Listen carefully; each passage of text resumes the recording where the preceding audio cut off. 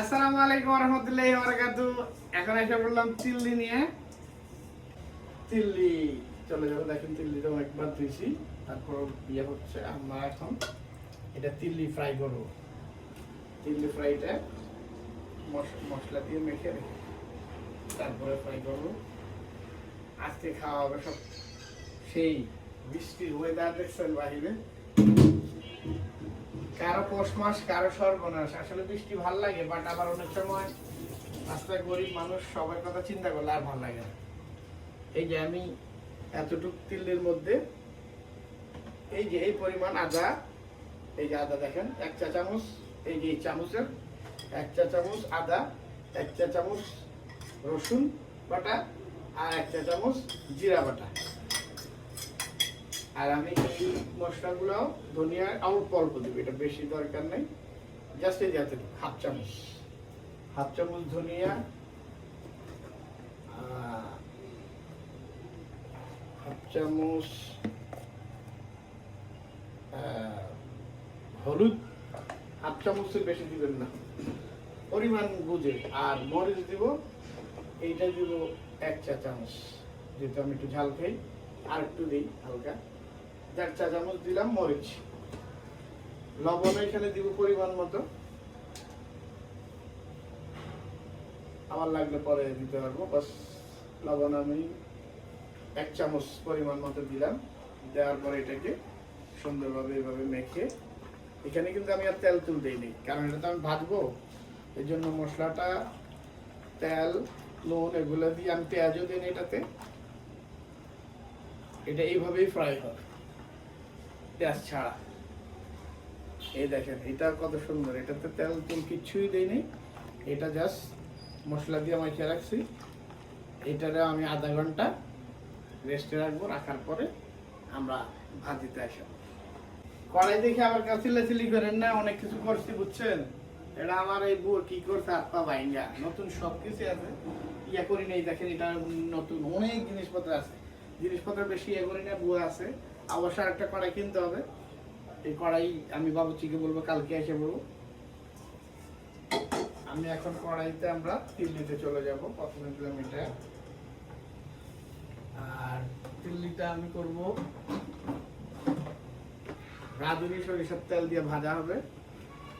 এটা একটু বলক আসুক, তারপর আসতেছে।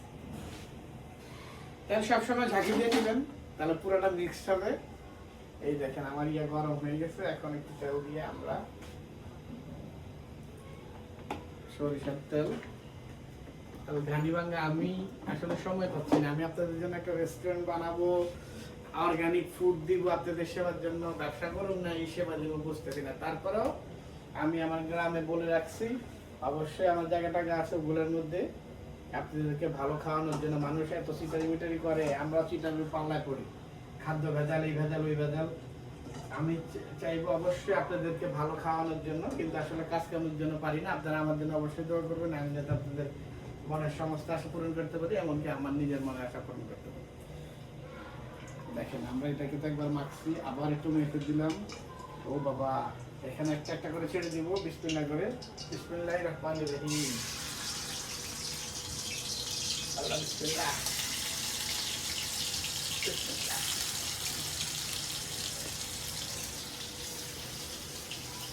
এই ভাজির তিল্লিটা দেখেন কি মজা হবে। খানা খাইতে হইব সবকিছু পরিপূর্ণ, একটু সময় নিয়ে আস্তে আস্তে। তাড়াহুড়া করলে কোনো কিছু মজা লাগবে। খাবারটাও ভালোবাসা দিয়ে আনতে হবে, ভালোবাসার জিনিসই অন্যরকম।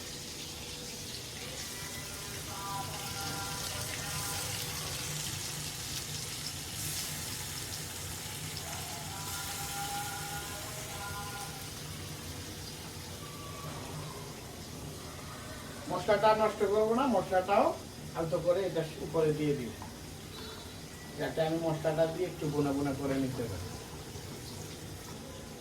তবে আমি পেঁয়াজ দেওয়ার কোনো ইচ্ছে ছিল না, যেহেতু মশলা এখানে একটু বেশি আছে।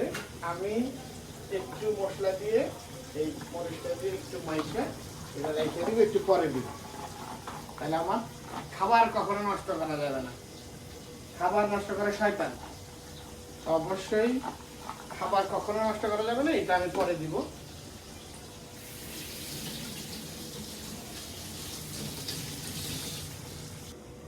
অবশিষ্ট যে মশলাগুলো ছিল ওগুলো দিয়ে দিলাম। এইখান থেকে একটু আসলে ফ্লেভার বের হয়, এটা দিলে আর এই ফ্লেভারটা বের হবে না। আমরা এটা দিচ্ছি, এখন আমরা একটু হালকা করে একটু নেড়ে দেবো, উল্টা পাল্টা করে দেবো, যেহেতু আমরা ইয়ে করছি। এটা হইতে বেশি সময় লাগবে না, সেরকম চুলাটা একটু বাড়াই। চিল্লিটা হইতে একদম সময় লাগবে, দেখছেন এখনই মাখো মাখো হয়ে আসছে।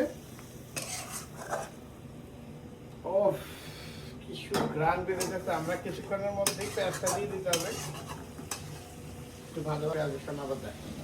এই যে আমাদের এটা হয়ে আসছে, আমরা এখন পেঁয়াজটা দিয়ে দিব। তবে এটা কিন্তু আপনারা পেঁয়াজ বাদেও খাইতে পারেন, পেঁয়াজ দেওয়াটা যে একদম মুখ্য খবর ওইটা না, এরকম ভাজা ভাজা করে খেতে পারেন। যেহেতু একটু মশলা ছিল আমি পেঁয়াজ দিছি, আপনারা পেঁয়াজটা না দিলেও কিন্তু ভালো লাগবে, পেঁয়াজ দিলেও ভালো লাগবে, একদম অল্প। এটা ভাজা ভাজাই সবচেয়ে বেশি মজা লাগবে, পেঁয়াজ দেওয়াটা জরুরি না। আমি যেহেতু আমার মশলা বাইচে গেছি এই জন্য পেঁয়াজ দিচ্ছি।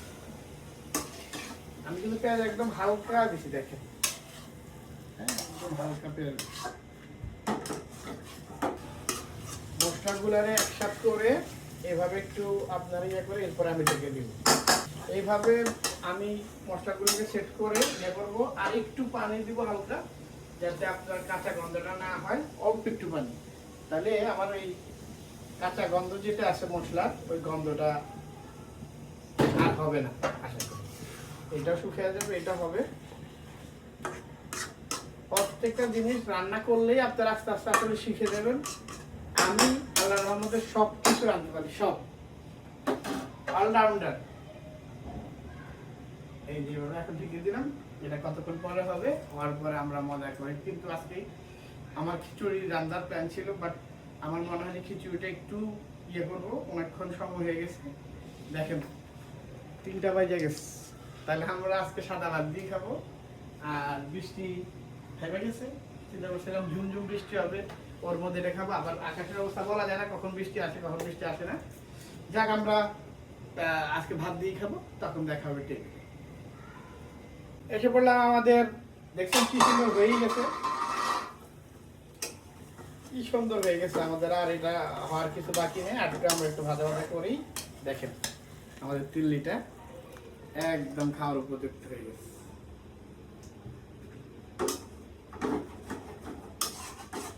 আমরা আর একটু হালকা একটু ট্রাই করবো, চালটা উঠে আসলেই আমরা উঠে ফেলবো। এটা 2 মিনিটের মধ্যে উঠে ফেলবো। এসে পড়লাম আবার 10 মিনিট পরে, এই দেখেন কি সুন্দর তেল উঠে গেছে। আমরা এখন এটাকে আরেকটু নেড়ে দিয়ে তেলটা একটু বাড়াই দিই, জালটা এখন উঠে ফেলবো।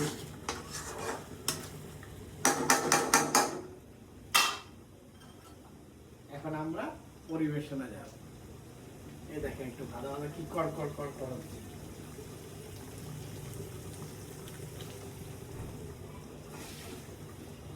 বিসমিল্লাহির রহমানির রহিম। দেখেন কি সুন্দর কোয়ালিটি আসছে, দেখছেন?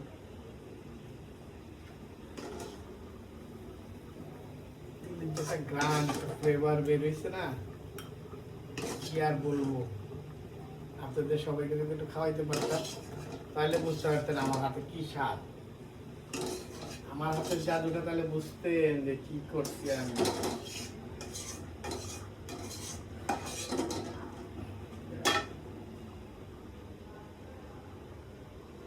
প্রত্যেকটা জিনিস একটু সুন্দর করবেন। এখানে একটু লাগছিল এই জন্য সরাই দিছি। সুন্দর জিনিস খাওয়ার মধ্যে সবসময় ভালো লাগে। তাহলে আজকের জন্য এখানে আমার তিল্লির প্রোগ্রাম শেষ। খাওয়ার সময় দেখা হবে। আজকের জন্য এখানে আসসালামু আলাইকুম ওয়া রাহমাতুল্লাহি ওয়া বারাকাতুহু।